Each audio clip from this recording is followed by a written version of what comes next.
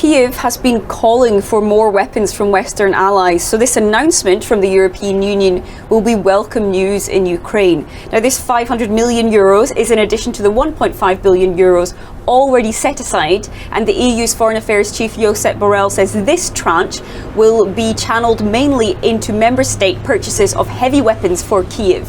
Now, Russia's invasion of Ukraine has also led European nations toward a really fundamental rethink on their defence policy. And after decades of military non-alignment, Finland and Sweden are now set to apply to join NATO.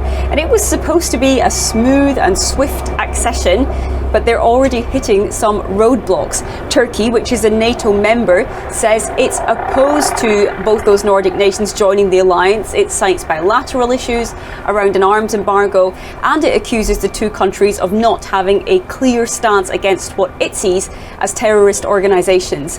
But here in Brussels, defence ministers, including Luxembourg's Francois Bausch, seem sure that Turkey will eventually get on board.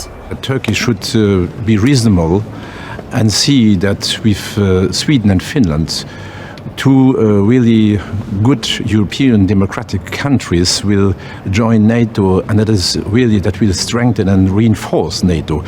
I think Finland and Sweden must have their place inside of NATO, and I hope that the next hours will clarify the situations.